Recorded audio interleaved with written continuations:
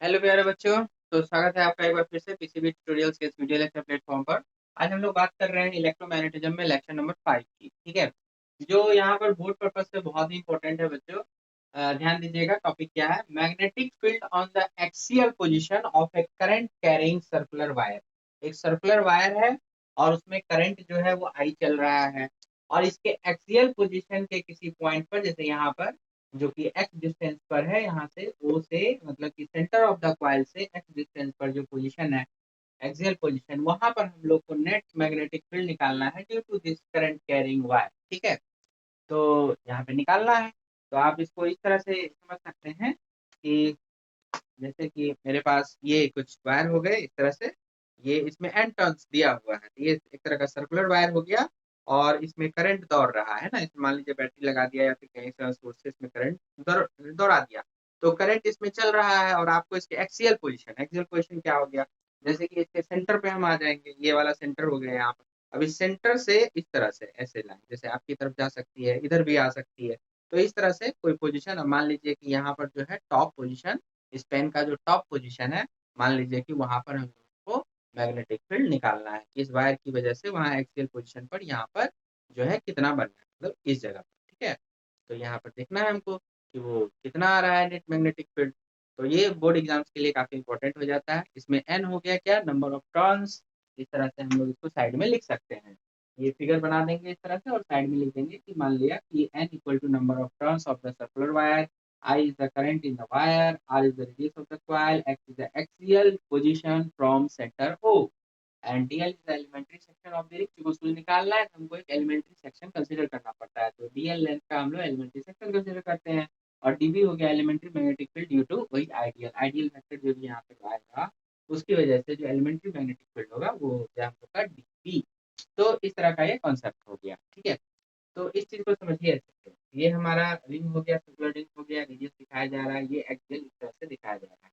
तो जो हम लोगों ने अभी यहाँ पर 3D लिखा था कि इस तरह से हमारा ये रिंग हो गया, तो इस रिंग को हम लोग यहाँ पे सीधा ऐसे ना करके थोड़ा सा ऐसे करके 3D में आपको व्यू मिले, तो इसके लिए इसको थोड़ा सा टेढ़ा करके ऐसे करके दिखाया जाता है। एक्चुअल में ये ऐसे, ठीक है, ऐसे हो गया। और ये जो एक्सियल लाइन हो गई इस तरह से, तो ये एक्सियल लाइन यहाँ से ऐसे करके गई है, तो आप ऐसे भी समझ सकते हो कि ये एक्सियल लाइन हो गई इस तरह से, ये रिंग को ऐसे करके, ठीक है, ये एक्सियल लाइन हो गई। और इसके टॉप पर ये जो पोजीशन हो गया, ये यहाँ पर का टॉप हो गया, मतलब कि ये वाला पोजीशन है यहाँ पर। तो वहां पर हमको मैग्नेटिक फील्ड निकालना है इस रिंग की वजह से। तो हम लोग क्या किए, ऊपर से मिला लिए, ऊपर पे एक एलिमेंट्री सेक्शन, यहाँ पे एक एलिमेंट्री सेक्शन ले लिए छोटा सा, ठीक है, यहाँ पर इस जगह पर ऊपर में ये दिखाया जा रहा है। और उसी तरह से उसको ठीक सिमेट्रिकली नीचे में भी एक एलिमेंट्री सेक्शन ले लिए यहाँ पर, जैसे कि ये दिखाया जा रहा है। ठीक है, और उसके बाद जो है जैसे कि मान लीजिए ये हो गया, तो यहाँ से इसको मिलाना है, फिर यहाँ से इसको मिलाना है। तो इसको अगर मैं ऐसे करके ऐसे रख दूँ, अगर इसको मैं सीधा सीधा ऐसे रखता हूँ, और ये आपका ये ऐसे हो गया, इसके बीच से आप पार करेगा, तो फिर जो लाइन आएगी टॉप पर से इसको मिलाएंगे, है ना, तो वो लाइन कैसा हो जाएगा, ये ऐसे करके मिला। मान के चलिए कि यहाँ का पोजीशन हो गया, अब उसको मिलाना है, तो ये ऐसे करके ये वाली लाइन, ये जो डॉटेड लाइन आप देख रहे हैं, तो मान लीजिए यहाँ पे हमको निकालना है, ये रहा रिंग जो इसके एक्सियल पोजीशन पर है, जो एक्स डिस्टेंस पर है।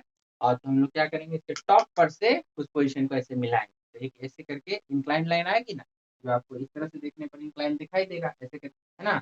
और वैसे एक लाइन नीचे से भी आ जाएगी, जो ये वाला एलिमेंट्री सेक्शन से उस पोजीशन को मिलाएंगे, तो वाली लाइन ऐसे आ जाएगी। ठीक है, तो ये लाइन ऐसे आ गई आपकी, ऊपर वाली लाइन ये क्लियर हो गया, ये ऐसे आ गई। अब देखिए क्या हो गया कि एंटी क्लॉकवाइज डायरेक्शन में हमने यहाँ पे करंट को मान लिया है। तो जो आइडियल फैक्टर का जो डायरेक्शन होगा या फिर डीएल फैक्टर का जो डायरेक्शन होगा, वो यहाँ पर टेंजेंट हो जाएगा। तो हम लोग जो इस तरह से ले रहे हैं, तो यहाँ पर जो ऐसे करके एंटी क्लॉकवाइज आएंगे, तो टेंजेंट का डायरेक्शन इस तरफ हो जाएगा, है ना, मतलब कि इस तरह से ऐसे कुछ इधर टेंजेंट का डायरेक्शन हो गया, तो ये हो गया डीएल वेक्टर का डायरेक्शन। और जो हमारा ये वाला हो गया, यही हो गया आपका आर वेक्टर, क्योंकि हम लोग बायो सेवर्ट का यूज कर रहे हैं, तो उसके हिसाब से डीबी जो एलिमेंट्री फील्ड लिखेंगे वो I DL cross B, sorry I DL cross R, यही लिखते हैं, बी निकालना होता है तो आई डीएल क्रॉस आर। तो आई आई डीएल जो हो गया तो इधर हो गया, और आपका आर वेक्टर जो हो गया तो इधर हो गया, है ना। तो अब यही वाले बात, तो ये मान के चलिए कि यहाँ पर हो गया इस तरह से, और ये हो गया आपका आर वेक्टर, इधर हो गया डीएल वेक्टर। तो डीएल क्रॉस आर, तो डीएल से आर की तरफ स्क्रू को घुमाइए, डीएल से आर पोजीशन वेक्टर की तरफ, ये पोजीशन वेक्टर हो गया, तो उसकी तरफ स्क्रू को घुमाएंगे, स्क्रू घुमाइएगा ना तो किधर एडवांसमेंट आएगा, ऊपर की तरफ, डीएल से आर की तरफ ऐसे घुमाइए, एंटी क्लॉकवाइज घूमेगा तो डीएल से आर की तरफ एंटी क्लॉकवाइज ऐसे करके घुमाएंगे तो किधर जाएगा, ऊपर की तरफ, ठीक है ना। तो ये हो गया हमारा डीएल, ये हो गया हमारा आर, तो डीएल से आर की तरफ स्क्रू को घुमाया गया, स्क्रू घुमाया गया, आइडियल क्रॉस आर वेक्टर, तो किधर खुलेगा, ऊपर की तरफ। तो इसका मतलब अपवर्ड डायरेक्शन, मतलब कि इस वाले प्लेन में ऊपर की तरफ। तो कहने का मतलब इस वाले जो लेंथ है इस पर आप ऊपर की तरफ इस तरह से ले सकते हैं, ऐसे लेंगे तो यहाँ पर ऊपर की तरफ 90 डिग्री बनाते हुए ऐसे चला जाएगा, ठीक है। तो आप देख सकते हैं कि चूंकि ये लाइन इस तरह से इंक्लाइंड है और इस पर जो 90 लेंगे तो कुछ इस तरह का बनेगा, देख रहे हैं, तो वही ये डीवी दिखाया गया है इस तरह का। ये इस लाइन पर ऐसे करके 90 दिखाना है, ओके। आप समझ सकते हैं कि देखिए ये अगर सीधा रहता ऐसे होता तो 90 इस लाइन पे 90 ऐसे होता, लेकिन ये लाइन तो ऐसे टेढ़ा है, तो इसका जो 90 भी आएगा वो एक्सिस के रिस्पेक्ट में ऐसे करके टेढ़ा हो जाएगा। अब मान लीजिए कि वो जो है यहाँ पर कुछ एंगल बनाएगा वर्टिकल से, तो एंगल फाई आ जाएगा, या फिर आप समझिए कि यहाँ ये लाइन मिलाए हैं और ये एक्सेल लाइन मिलाए हैं, ये एंगल आपका फाई है, तो आप समझ सकते हैं कि ये तो 90 बनाता है इस तरह से, ये पूरा 90 हो गया, तो इधर का एंगल क्या हो जाएगा 90 माइनस फाइव, क्योंकि एक्सिस का ये लाइन हो गया इस तरह से और ऊपर से ये लाइन गया हुआ है ऐसे करके इधर, और ये इसके साथ बना लिया 90। अब इधर एक्सिस से हम एंगल लेना शुरू किए, तो इधर अगर फाइव मानिएगा, 90 हो गया, तो इधर वाला क्या बनेगा 90 माइनस फाइव बनेगा, और ये अगर 90 माइनस फाइव है तो वर्टिकल के साथ क्या बन जाएगा फाइव, समझे। तो ये जो आपका डीबी कंपोनेंट हुआ किसकी वजह से हुआ, आईडीएल की वजह से हुआ। तो वही हमने यहाँ लिखा, DB is elementary magnetic field due to IDL, तो आईडीएल की वजह से हो गया ये वाला डीबी, और ये वाला आईडीएल की वजह से की तरफ निकालिएगा तो उसका जो एलिमेंट्री मैग्नेटिक फील्ड होगा वो इस तरफ जाएगा, है ना, और उसी तरह से सिमेट्रिकल है तो फिर तो इधर भी फाइव इधर भी फाइव, और उसके बाद फिर आपका इधर वाला 90 minus five 90 minus five and this one five.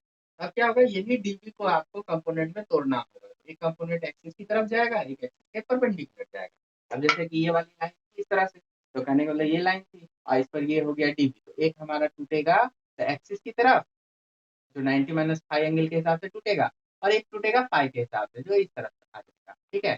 तो एक्सिस के परपेंडिकुलर हो गया ये वाला कंपोनेंट आपको ये हो गया, और एक्सिस के जो पैरेलल चला गया इस तरह से अलोंग द एक्सिस, ये वाला लाइन हो गया डीबी साइन फाइव, तो इसका भी जाएगा डीबी साइन फाइव उसी लाइन पर, इसीलिए दोनों मिलके क्या हो गया 2 डीबी साइन फाइव, और इसका ऊपर का कंपोनेंट इधर आ गया, नीचे वाला जो गया ये वाला लाइन, तो इसका लाइन ऐसे जाएगा, इस पर 90 जो करेंगे वो ऐसे जाएगा, है ना, इस तरह से ऐसे करके जाएगा, तो एक एक्सिस की तरफ जाएगा ऐसे सीधा, और एक ऐसे वर्टिकली डाउनवर्ड आ जाएगा, तो डाउनवर्ड वाला डीबी कॉस फाइव, तो ऊपर नीचे वाला कैंसिल आउट हो जाएगा। तो जो भी यहाँ पर इस पोजीशन पर एक्सियल पोजीशन पर हमको निकालना है नेट मैग्नेटिक फील्ड, वो इसी 2 डीबी साइन फाइव को इंटीग्रेट करने से आ जाएगा, तो ये जो 2 डीबी साइन फाइव आया है ये इस डीएल वेक्टर और इस डीएल वेक्टर की वजह से आया है। अब इसको पूरा इंटीग्रेट करेंगे तो ये पूरे क्यूबिंग की वजह से आएगा, है ना। तो वही काम किया गया है फिर यहाँ पे, मैथमेटिकली हम लोग यहाँ पे लिख सकते हैं कि जो बी आएगा at this position at this axial position, है ना, वो क्या आएगा 2 डीबी साइन फाइव का इंटीग्रेशन। अब इसमें डीवी की वैल्यू आपको पुट करनी होगी, तो डीवी क्या था, तो हम लोग बायो सेवर्ट लॉ के हिसाब से डीवी की वैल्यू जानते हैं, एलिमेंट्री मैग्नेटिक फील्ड की वैल्यू, तो म्यू नॉट बाय 4 पाई, और ये करंट एलिमेंट की वजह से है तो आई डीएल और फिर साइन उनके बीच का एंगल, तो उनके बीच का एंगल तो 90 डिग्री था, जैसा कि आपने देखा कि टेंजेंट की तरफ है और ये जो हो गया आपका उस पर 90 डिग्री है। एक बार फिर से उसको समझ लीजिए, जैसे कि आपका ये हो गया डीएल वेक्टर, यहाँ पर आपका ये डीएल है, तो ये डीएल का डायरेक्शन ऐसे लिए थे, और आपका ये लिए थे आर वेक्टर ऐसे करके, देख रहे हैं इन दोनों के बीच का एंगल क्या है 90, है ना। आप ये नहीं समझिएगा कि ये अगर ऐसे होगा, अगर अगर मान लीजिए आप इसको इस रूप में देखेंगे तभी सिर्फ 90 होगा, ऐसा नहीं, इस रॉड को आप ऐसे ऊपर लेके जाएंगे तो भी आपको 90 है, इसको कितना भी आप ऐसे करके घुमा लीजिए ये तो 90 का 90 ही रहने वाला है, समझे। तो ये आपको थोड़ा सा ऐसे दिख रहा है, लेकिन फिर भी आप देखिए इसके बीच में, और वो ये हो गया डीएल और ये हो गया हमारा आर वेक्टर, तो इनके बीच का भी एंगल क्या है देख सकते हैं आप 90 है ना। तो यही चीज 90 जो है यहाँ पर हम लोग काउंट करेंगे, तो ये जो यहाँ पर ऐसे दिख रहा है वो असल में कितना एंगल है, तो इस तरह से वो 90 एंगल है, क्योंकि ये हो गया आपका इस तरह से टेंजेंट डायरेक्शन और ये इस तरह से ऐसे उधर का आर वेक्टर, तो इन दोनों के बीच का ये एंगल जो आपको दिख रहा है वो 90, तो वही 90 आपने रखा, क्योंकि बायोसेवर्ट लॉ में होता है ना आइडियल साइन और फिर दोनों के बीच का एंगल, एंगल यहाँ पर वो 90 आ रहा है, तो उसने साइन 90 रख दिया, साइन 90 इज 1, तो ओमेगा आ जाएगा बात। और नीचे क्या होता है आर स्क्वायर, तो जो आर है ये वाली वैल्यू यहाँ तक जो हम लोग फॉर्मूला वाला आर पढ़ते हैं वो एक्चुअली में यहाँ पर क्या है, तो ये राइट एंगल ट्राइंगल बन गया है, ये एक्स का स्क्वायर होगा, ये आर का स्क्वायर, उसका अंडर रूट हो जाएगा। अब इसका स्क्वायर करना है, जो फॉर्मूला में यहाँ पे आर स्क्वायर होता है, आर इज दिस वन, तो फिर इसका स्क्वायर करिएगा तो इसका रूट हट गया, तो ये आ गया एक्स का प्लस आर स्क्वायर। अब हम लोग क्या करेंगे, यही डीवी को उठा के यहाँ पे रखना था, तो इसमें जो कांस्टेंट टर्म है उसको हम बाहर खींच लेते हैं, ठीक है।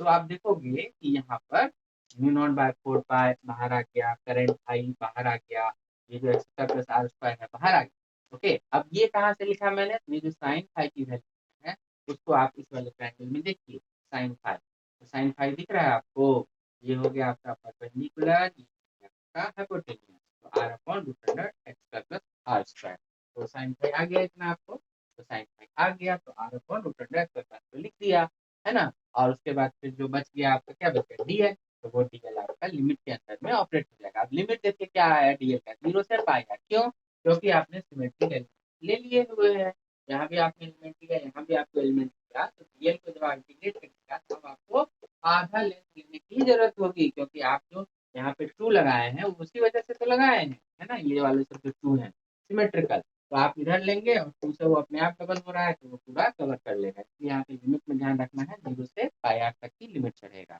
अगर सिर्फ एक ही एलिमेंट लेके बनाते तब जाके 0 से 2 पाई आर होता, लेकिन एक एलिमेंट में क्या दिक्कत होती कि फिर ये कैंसिलेशन नहीं होता, फिर उसको भी इंटीग्रेट करना पड़ता था और लंबा खिंच जाता, तो उससे अच्छा सिमेट्रिकल ले लेंगे, और फिर लिमिट में लगाते वक्त ध्यान रखेंगे कि आधा एलिमेंट लगाएंगे, बाकी टू से तो गुना किया हुआ है ये है, तो पूरा हो जाता है। क्लियर यहाँ तक?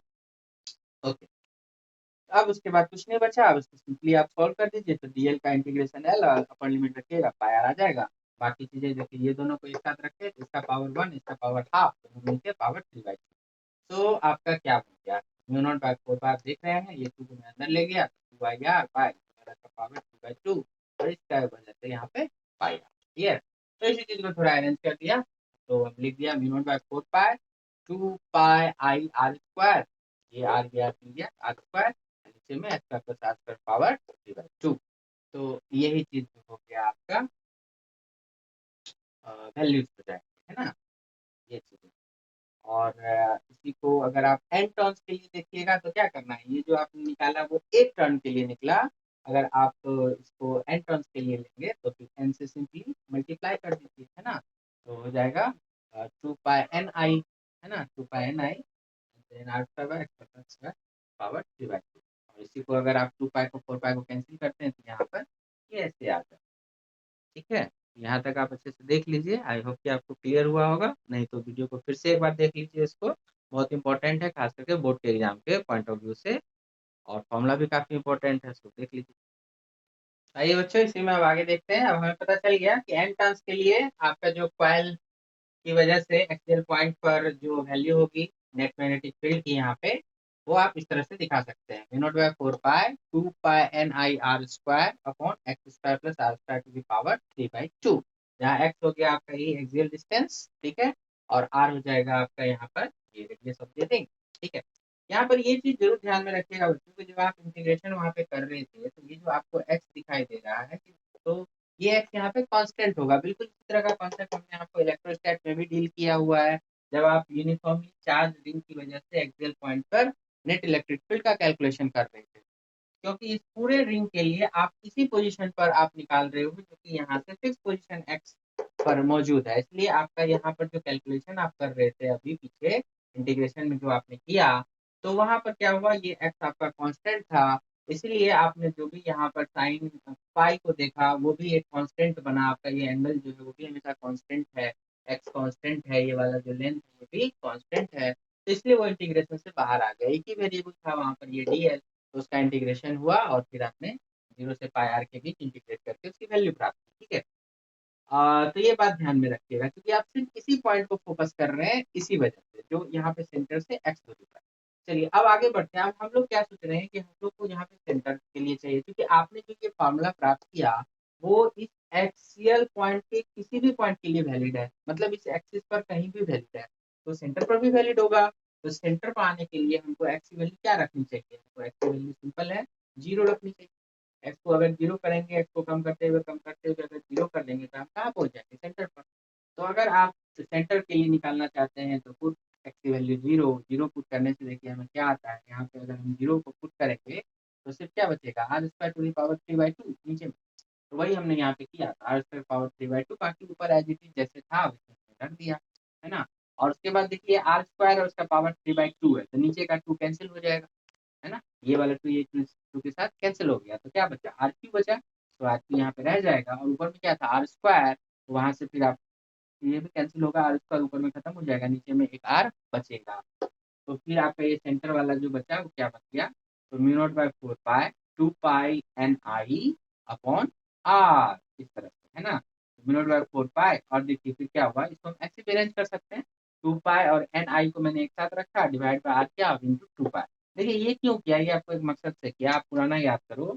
आप एक यूनिफॉर्म रिंग की वजह से उसके सेंटर पर मैग्नेटिक फील्ड पहले भी निकाल चुके हैं, कितना, तो म्यू नॉट बाय 4 पाई, और अगर एन टर्न्स है तो N I upon r into alpha, इस रूप में पढ़ते थे। और अल्फा की वैल्यू जो हो जाती थी पूरे रिंग के लिए 2 पाई होती थी, 2 पाई देखिए उसी फॉर्म में आ गया। तो जो पीछे निकाले हुए थे इससे पहले वाले लेक्चर में देखिएगा कि यूनिफॉर्म रिंग की वजह से सेंटर पर मैग्नेटिक फील्ड, तो वो आपको निकलेगा म्यू नॉट बाय 4 पाई, एक ही टर्न्स है तो I by R into alpha, n turns है तो एन से मल्टीप्लाई हो जाएगा बस। तो वो चीजें हैं। बाकी अगर आपको ऑप्शंस देखना होता है तो वो आप इस तरह से देख सकते हैं कि ये 2 पाई इस 4 पाई को कैंसिल करेगा, यहाँ नीचे में सिर्फ 2 बचेगा। तो आपको बन जाएगा mu naught I by 2 r, और एन टर्म्स है तो एन हो जाएगा, और अगर सिंगल टर्न रहेगा तो यहाँ की वैल्यू 1 हो जाएगी, है ना। तो ये सारी चीजें हैं। अच्छा, म्यू नॉट बाय 4 पाई में लिखने में जब आप कैलकुलेशन करेंगे तो इसकी वैल्यू डायरेक्ट 10 पावर -7 लिखी जा सकती है, इसलिए हम इसको इस फॉर्मेट में लिख दिया करते हैं। लेकिन अगर ऑप्शंस कभी कभी इसी तरह के फॉर्म में रहेगा तो कैलकुलेशन करके भी दिया हुआ रहेगा, तो जैसा ऑप्शन होगा उस हिसाब से आपको काम करना है। तो यहाँ पर ये भी मैं बता दूं कि आप ये फॉर्मूला देख रहे हैं यहाँ पे, तो ऊपर में तो न्यूमरेटर जो है वो ऑलवेज कांस्टेंट है। डिनोमिनेटर की वैल्यू अगर अधिक होगी तो ओवरऑल वैल्यू कम होती जाएगी, और डिनोमिनेटर की वैल्यू अधिक कब होगी, आर तो फिक्स है, एक्स की आप बढ़ा सकते हैं, मैंने आपने किसी भी एक्सियल पॉइंट के लिए ये वाला फॉर्मूला काम करेगा। तो अगर मैं एक्स की वैल्यू बढ़ाता जाऊँ तो क्या होगा, डिनोमिनेटर की वैल्यू तो बढ़ती जाएगी ना। तो बढ़ती जाएगी तो ओवरऑल वैल्यू क्या होगा, कम होता जाएगा। इसका मतलब है कि अगर हमको मैक्सिमम चाहिए तो हम चाहेंगे डिनोमिनेटर क्या हो, कम से कम। तो डिनोमिनेटर कम से कम तभी होगा जब एक्स आपका कम से कम, क्योंकि एकमात्र वेरी करने वाला कौन है, यहाँ तक यहाँ से यहाँ तक जाएंगे तो कौन होगा, कौन वेरी करेगा, एक्स ही वेरी करेगा। तो एक्स की वैल्यू कम से कम हो, तो कम से कम यहाँ क्या पॉसिबल, जीरो। ठीक है, तो जीरो पॉसिबल है, इसलिए आपका जो यहाँ पे जीरो रखिएगा एक्स को, तो जो भी वैल्यू यहाँ पे आ रहा है वो मैक्सिमम वैल्यू को बताएगा। इसलिए हमने यहाँ लिख दिया कि this is the maximum possible value. ठीक है, तो सेंटर पर जो वैल्यू है वो maximum possible value of the magnetic field due to है।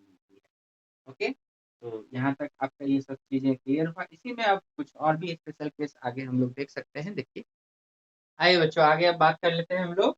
तो अगर x is much much greater than r, मतलब ये जो एक्सियल पोजीशन है हमारा, अगर ये बहुत दूर में हो, मतलब इतनी दूर में हो कि मतलब आप कैपिटल आर को उसके रिस्पेक्ट में निगलेक्ट कर सकें, मतलब x is much much greater than capital R, अगर ऐसा होता है रेडियस से बहुत बहुत बड़ा हो आपका एक्सियल पोजीशन, तो फिर क्या हो जाएगा, आपका x square plus are square का sum, this is almost x square. हाथी में चीटी को जोड़ेंगे तो क्या होगा, हाथी का ही वजन माना जाएगा, तो उसी टाइप का। तो ये हो गया। उसके बाद क्या करना है, दोनों साइड आपको पावर दे देना है, यहाँ पे 3/2 यहाँ पे। तो पावर 3/2 दे दीजिए, इधर भी पावर 3/2 दीजिए, तो फिर क्या हो जाएगा, आप ये 2 कट जाएगा तो क्या बचा, एक्स क्यूब। कहने का मतलब अगर आप x square plus are square is almost x square है इस कंडीशन के अंतर्गत, तो पावर अगर इसका 3/2 देखिएगा तो वो क्या हो जाएगा, आर स्क्वायर गायब ही हो जाएगा आपका, सिर्फ एक्स स्क्वायर पर पावर चढ़ेगा, मतलब एक्स क्यूब बचेगा। तो जो आपका ओरिजिनल फॉर्मूला था पी एक्सएल का, mu by 4 pi 2 pi N I r square y square plus are square power 3/2, उसमें आपको अब नीचे में जो ये वैल्यू दिख रहा है इसमें आपको डालना पड़ेगा एक्स क्यूब, इसकी जगह पर एक्स क्यूब, तो वो हमने डाल दिया था यहाँ पे, ऐसा दिख गया वैल्यू। तो mu by 4 pi 2 pi N I r square ऊपर में था ही, और उसके नीचे आ गया एक्स क्यूब। तो यहाँ से हम ये समझ सकते हैं कि अगर एक्स आपका काफी दूर है, आर से काफी ज्यादा है, तो आपका ये बी एक्सएल जो होगा उस केस में प्रोपोर्शनल टू 1/x³ कह सकते हैं। ठीक है, तो x³ के हिसाब से वैल्यू जो होगी वो डिक्रीज कर सकते हैं, सिंपल। और अगर आप x टेंस टू इंफिनिटी कर दो, मतलब बहुत बहुत दूर चले जाओ, बहुत बहुत दूर चले जाओ, तो फिर क्या होगा, डिनोमिनेटर में इंफिनिटी आ जाएगा, वैल्यू आपका ओवरऑल क्या हो जाएगा, जीरो हो जाएगा। तो बहुत दूर जाएंगे तो जीरो। तो अब इतना एनालिसिस में हमने देखा कि सेंटर पर जो है मैक्सिमम हो रहा है, ठीक। और बहुत दूर जा रहे हैं आप, जैसे जैसे आगे जा रहे हैं आप, एक्चुअल वैल्यू बढ़ती जा रही है, इन्फिनिटी को जा रहे हैं, तो फिर इन्फिनिटी पर पहुंचते पहुंचते जीरो हो जाए। तो सेंटर पर वैल्यू मालूम था, हमने पीछे निकाल रखा था, उसको हम यहाँ लिख सकते हैं mu naught N I by two r. और आप देखिए कि इन्फिनिटी की ओर चलेंगे, चाहे प्लस इन्फिनिटी मतलब कि इस साइड चले जाएं या फिर पीछे के साइड चले जाएं। कहने का मतलब हुआ जैसे कि आपका ये रिंग हुआ, तो इस रिंग में आप चाहे तो इधर एक्सेल पॉइंट उस तरफ चले जाएं या फिर आप इस तरफ आ जाए, ठीक है।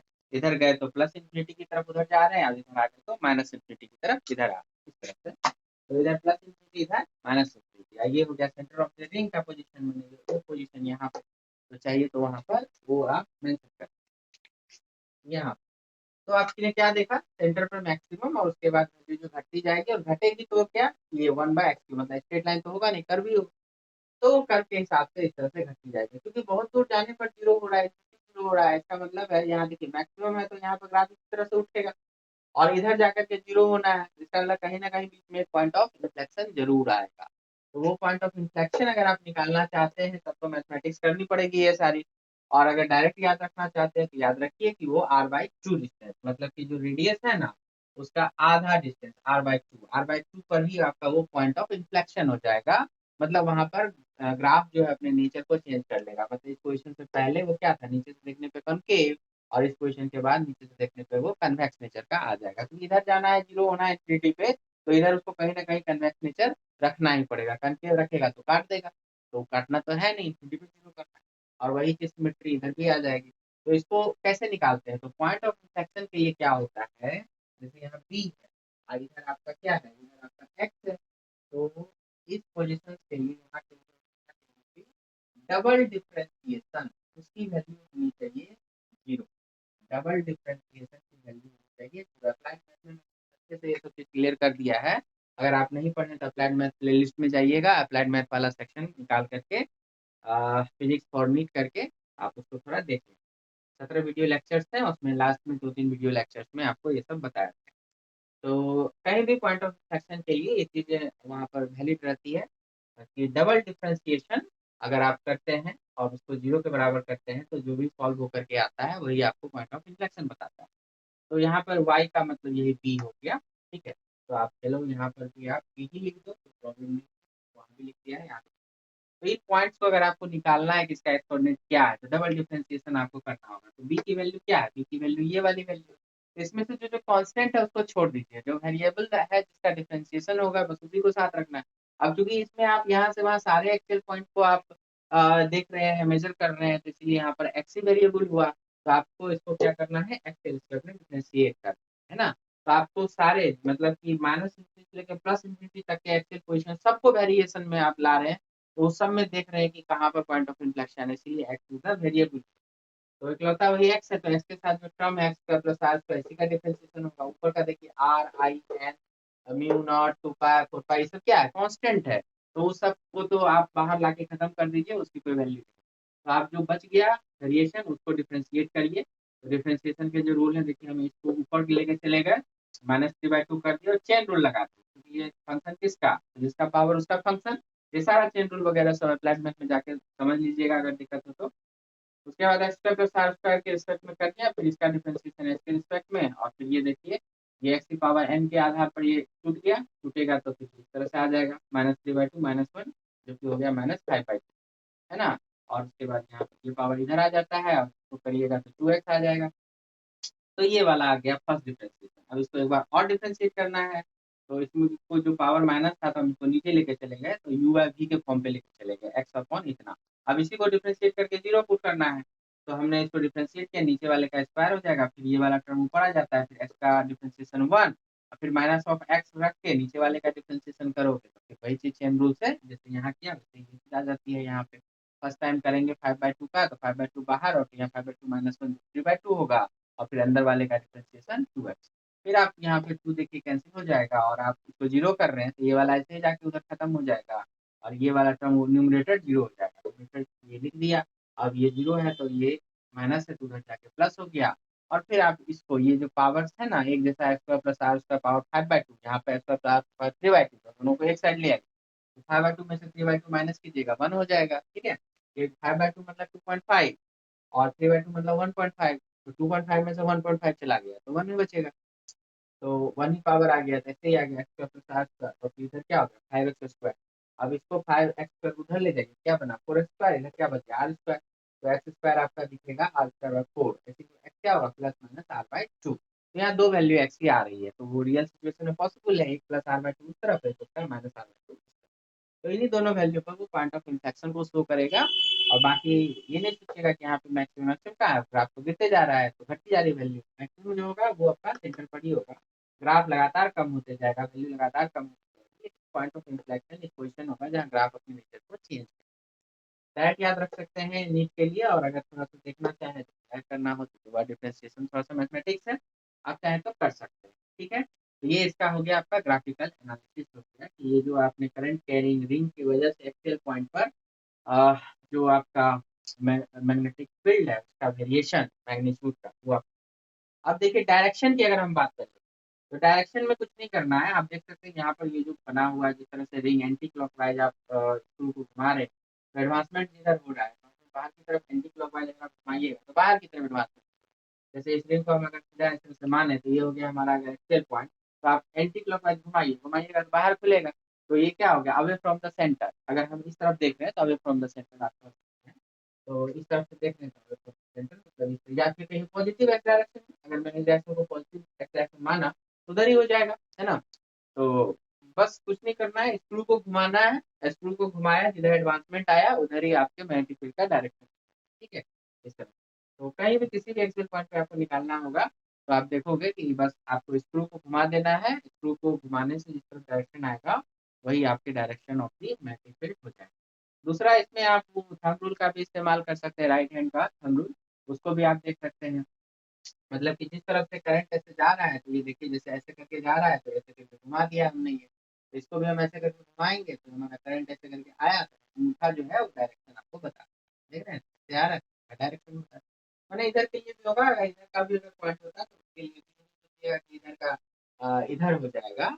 तो ऐसे नहीं सोचिएगा क्योंकि इसमें देखिए इसको थोड़ा सा प्रैक्टिकल वे में करके समझ, जैसे कि ये हमारा ये रिंग हो गया, ठीक है। और इसमें अगर हम अपने रिस्पेक्ट में एंटी क्लॉकवाइज बोले ऐसे करके जा रहे हैं, ठीक है, ऐसे करके करंट जा रहा है तो ऐसे घुमाएंगे तो इधर के एक्सेल पॉइंट पे तो समझ में आ रहा है कि इस तरफ हो जाएगा, ठीक, ऐसे से घूम रहा है ऐसे। अच्छा, अब ये अगर एंटी क्लॉकवाइज है और हम अगर इधर के पॉइंट के लिए निकालना चाहते हैं तो उसके लिए भी वही बात होगी। देखिए उसके लिए देखिए बात क्या आ जाएगी, अब देखिए हम इस तरफ आ गए, आप तो उस तरफ हैं। तो आपके लिए जो अभी एंटी क्लॉकवाइज है ऐसे करके जो आपको एंटी क्लॉकवाइज नजर आ रहा है तो मेरे लिए इधर से वो क्लॉकवाइज हो जाता है, ठीक ना। तो मेरे लिए वो क्लॉकवाइज हो जाता है। आप इसको ऐसे भी फिर समझिए, जो एक तरफ से एंटी क्लॉकवाइज होता है तो अपोजिट साइड से वो क्लॉकवाइज हो जाता है। जैसे अभी इसमें करंट हो गया ऐसे करके करंट हो रहा है ऐसे करके, तो उधर वाले उधर से जो देखेंगे तो उनके लिए वो एंटी क्लॉकवाइज हो गया। वो स्क्रू ऐसे घुमाएंगे तो उसका एडवांसमेंट उधर हो गया। और जो हम जो इधर से देख रहे हैं हमारे लिए भी करंट जो ऐसे चल रहा है तो मेरे लिए क्लॉकवाइज हो गया, तो हम भी स्क्रू क्लॉकवाइज इधर से घुमा देंगे तो इसका भी एडवांसमेंट उधर ही जाएगा ना। इसीलिए आपका ये पोजीशन चाहे यहाँ हो चाहे पोजीशन यहाँ हो, दोनों ही केस में आपका डायरेक्शन उधरे भाग रहा है, ठीक है। इसलिए यहाँ पर इधर के लिए आप तो बोल सकते हैं अवे फ्रॉम द सेंटर, और इधर के लिए बोलना होगा टुवर्ड्स द सेंटर, तो पता नहीं चलता है। तो इसलिए इससे बेटर होगा कि आपको जो फिगर दिखाया गया है उस हिसाब से आप देख लीजिए, पॉजिटिव एक्स डायरेक्शन में है तो यहाँ के लिए भी पॉजिटिव एक्स डायरेक्शन हो गया, इधर के लिए भी पॉजिटिव एक्स डायरेक्शन हो, ठीक है। तो ये सारी चीजें आप चाहे तो राइट हैंड से ऐसे करके घुमाते हुए इधर से भी देखेंगे तो ऐसे घूम रहा है, ऐसे करके घुमाएंगे अंगूठा आपका बता देगा इधर का डायरेक्शन, ठीक है। तो पॉजिटिव एक्स डायरेक्शन, तो यहाँ पर वही एक लाइन आप मेंशन कर सकते हैं कि for direction of the magnetic field. तो यहाँ पर डायरेक्शन के लिए बच्चे कीजिए कि clearly for direction of the magnetic field on the axial position we can use screw rule according to which the screw is rotated along the direction of the current। Screw को क्या करेंगे direction of the current के along rotate करेंगे, जैसे anti clockwise है तो anti clockwise rotate करेंगे तो इससे क्या होगा advancement. By doing so the advancement of the screw gives the direction of magnetic field along the axis, ठीक है। एडवांसमेंट ऐसे वही एडवांसमेंट किधर होगा बाहर की तरफ, तो यही बाहर की तरफ हो गया किसका डायरेक्शन मैग्नेटिक फील्ड का। और दूसरा तरीका हो सकता है right hand thumb rule. Also we can use right hand thumb rule here, according to which if the fingers are curled along the current, मतलब कि फिंगर्स को राइट हैंड हमेशा राइट हैंड यूज करना है यहाँ पे। तो अगर आप करंट के डायरेक्शन में फिंगर्स को ये जो चारों फिंगर है इसको हम लोग करंट के डायरेक्शन में मोड़ते हैं, तो जो अंगूठा होगा वो बता देगा। अब मान के चलिए अगर हमने इस तरह से मोड़ा, ये फिगर आप देख सकते हैं। तो अगर करंट ऐसे करके आ रहा है तो हमने ऐसे करके मोड़ दीजिए ऐसे, तो क्या होगा, मैग्नेटिक फील्ड ऊपर की ओर जाएगा। स्क्रू रूल भी वही है, ऐसे करके घुमाइए स्क्रू को तो ऊपर आ जाएगा, है ना। और अगर नीचे की ओर सोचिए कि अगर करंट क्लॉकवाइज जा रहा है, इस तरह से जा रहा है, तो ये वाला फिगर है, तो इसको हम लोग ऐसे करके दिखा रहे हैं, है ना। इस तरह से ऐसे मोड़िएगा, ऐसे क्लॉकवाइज मोड़ना है तो क्लॉकवाइज में ऐसे मोड़ना है। तो आपका जो नीचे का डायरेक्शन होगा वो फील्ड का होगा। ऐसे भी क्लॉकवाइज स्क्रू को घुमाइए ना, स्क्रू घुमाइएगा क्लॉकवाइज नीचे चला जाएगा, तो नीचे हो जाएगा वो फील्ड का, है ना। तो जो भी दोनों से आपको सूट करे उसे आप समझ सकते हैं, दोनों रूल यहाँ पे apply हो सकता है। तो ये थोड़ा सा आपको हो गया इस तरह से। तो इसको बहुत अच्छे से देख लीजिए, बोर्ड में कई बार पूछा भी गया है, फिर पूछा जा सकता है, तो देख लीजिए अच्छे से। तो बच्चों फाइनली देखिए इसको। तो हम लोग अगर एक रिंग की बात करते हैं तो हमने अभी एक्सियल पॉइंट पर निकाला, उसकी वजह से मैग्नेटिक फील्ड का मैग्नीट्यूड एंड डायरेक्शंस वगैरह सब कुछ। लेकिन अगर आप अदर देन एक्सियल पॉइंट की बात करेंगे, तो जैसे रिंग हो गया आपका और इधर उधर किसी पॉइंट पर निकालने जा रहे हैं, तो उसका कैलकुलेशन क्योंकि सिमेट्रिक कैलकुलेशन नहीं होता तो मैथमेटिकली थोड़ा डिफिकल्ट हो जाता है फाइंड करना। तो इसलिए आपको वो सिलेबस में है भी नहीं। तो लेकिन एक ओवरऑल आइडिया कि अगर ठीक है मैग्नीट्यूड नहीं निकाल सकते, लेकिन किस तरह का नेचर होगा, लाइंस ऑफ फोर्स का डायरेक्शन क्या होगा, अगर ये सब चीज थोड़ा देखें तो इस तरह से एक ओवरव्यू आप समझ सकते हैं कि अगर आपका एक रिंग हमने इस तरह से बनाया और इसमें ऐसे करके देख सकते हैं आप क्लॉकवाइज जो है करंट चल रहा है, तो क्लॉकवाइज हम स्क्रू को घुमाएंगे, क्लॉकवाइज स्क्रू को घुमाइएगा एडवांसमेंट नीचे हो जाएगा। क्लॉकवाइज स्क्रू को इस तरह से घुमाइए, एडवांसमेंट जो होगा उसका नीचे हो जाएगा। तो ये आप देख सकते हैं कि एक्सियल लाइन पर आपको नीचे की तरफ आपको इस तरह से मैग्नेटिक लाइन ऑफ फोर्स दिखाई देंगे या मैग्नेटिक फील्ड का डायरेक्शन पता चलेगा। तो ये इस तरह से थ्रू आउट ऊपर से नीचे तक ऐसे चला जाएगा। बाकी पोजीशंस पर जो होंगे वो क्या होंगे, उसी तरह से कॉन्सेंट्रिक सर्कल्स होंगे, ऐसे करके जैसे इस वाले एलिमेंट के लिए ऐसे ऐसे सर्कल्स होते जाएंगे, सर्कल्स होते जाएंगे, ये भी इधर जाकर के मिल जाएंगे सब। तो ये भी इधर से ऐसे करके मिले हुए रहेंगे। तो सभी कॉन्सेंट्रिक ये वाला एलिमेंट को देखते हुए ऐसे करके सर्किल, ये वाले एलिमेंट देखते हुए ऐसे करके सर्किल, तो इस तरह से बहुत सारे सर्कल्स आएंगे। और फिर आपका जो इसमें डायरेक्शन होगा वो इसी तरह से, जैसे इसका डायरेक्शन क्या ऊपर से नीचे की तरफ, तो इसमें भी ये ऊपर से आएगा और नीचे से इस तरह से निकल जाएगा, बाकी एक लूप बना। तो उसी तरह से इधर से भी आएगा, है ना, जैसे ये ऊपर से नीचे गया तो ये भी ऊपर से नीचे जाएंगे और इधर आकर के अपना लूप बना सकते, ठीक है। तो वो कॉन्सेंट्रिक सर्कल्स की तरह हो जाएगा, जैसे कि हमने पढ़ा था ना कि अगर कोई वायर है अगर उसमें करंट है तो उसमें कॉन्सेंट्रिक सर्कल्स की तरह से आपको मैग्नेटिक फील्ड एग्जिस्ट करते हैं। इसी तरह से ये वायर में से जा रहा है तो अपना कॉन्सेंट्रिक सर्कल्स की तरह एग्जिस्ट करेगा। तो आप देख सकते हैं, यहाँ भी आप देख सकते हैं, यहाँ पे आपको मैग्नेटिक लाइंस के अलॉन्ग स्क्रू को घुमाना होता है, फिर एडवांसमेंट आएगा तो वो करंट का डायरेक्शन देगा, ये ऐसे हो गया। अभी यहाँ करंट के डायरेक्शन में आप इसको स्क्रू को घुमाइए तो जो एडवांसमेंट होगा वो मैग्नेटिक फील्ड का डायरेक्शन देगा। तो स्क्रू रूल बहुत इंपॉर्टेंट है, जगह जगह आपको यहाँ पर काम आते रहता है, ठीक है। जब आपको करंट की वजह से मैग्नेटिक फील्ड का डायरेक्शन निकालना है तो करंट के डायरेक्शन में स्क्रू को घुमा दीजिए। जब आपको मैग्नेटिक फील्ड का डायरेक्शन दिया हुआ है और उसके बाद करंट को निकालना है तो मैग्नेटिक फील्ड के डायरेक्शन में करंट स्क्रू को घुमा दीजिए, आपको करंट का डायरेक्शन मिल जाएगा।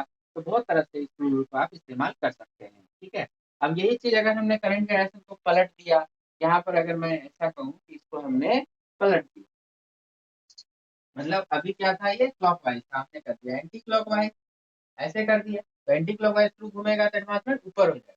तो जितना भी ये डाउन एरो है सब अप एरो में कन्वर्ट, ठीक है। तो ये एक्सेल पॉइंट पर ऐसे चला जाएगा, तो मैग्नीट्यूड भी हम लोग को पता है। बाकी में मैग्नीट्यूड निकालना थोड़ा डिफिकल्ट है, लेकिन डायरेक्शंस वगैरह को समझने के लिए आप पिक्चर दिखा सकते हैं। तो ये सारे अब बाहर ऊपर, तो इस तरह से नीचे से ऊपर जा रहा है तो सभी में नीचे से ऊपर की तरफ निकलेंगे, कर्व बना, समझ सकते हैं। जो यहाँ लूप में आप आराम से आपको दिखेगा कि क्लॉकवाइज लूप होगी, क्लॉकवाइज से घुमाइएगा तो एडवांसमेंट उधर भागेगा, तो मतलब इसमें करंट जाएगा, है ना, इस तरफ से करंट। वही चीज इसमें भी सब में पलट जाएगा, सभी नीचे से एंट्री लेंगे और ऊपर की तरफ निकलेंगे, देख रहे हैं ये। तो इधर वाले लूप में आप देख रहे हैं कि ऐसे करके एंटी क्लॉकवाइज चला जाएगा, और इधर वाले लूप में क्लॉकवाइज। तो यही सारा चीज है, ऐसे करके दिख रहा है, ध्यान दीजिए सबसे बदल दीजिए। तो यही सब डिस्कशन आपको यहाँ पर करना है इस पार्ट में। तो चलिए यहाँ तक के लिए ही हम लोग रखेंगे इस वीडियो में। जल्दी मिलते हैं नेक्स्ट वीडियो लेक्चर में, आगे की बातें होंगी, इस पर कुछ आधारित प्रॉब्लम्स भी होंगे आपके। अभी जो हमने सर्कुलर वायर की वजह से फील्ड पढ़ा एक्सेल पोजीशंस पर, तो उसके कुछ अच्छे अच्छे प्रॉब्लम्स है, रेगुलर आपको एग्जाम्स में रहते हैं, तो वो डिस्कशन करेंगे और फिर आगे जो भी है आपका सोलिनॉइड वगैरह की चर्चा होगी। इस तरह से हम लोग मिलते हैं जल्दी नेक्स्ट वीडियो लेक्चर में। तब तक के लिए यहाँ तक कंप्लीट करके रखिए। All the best.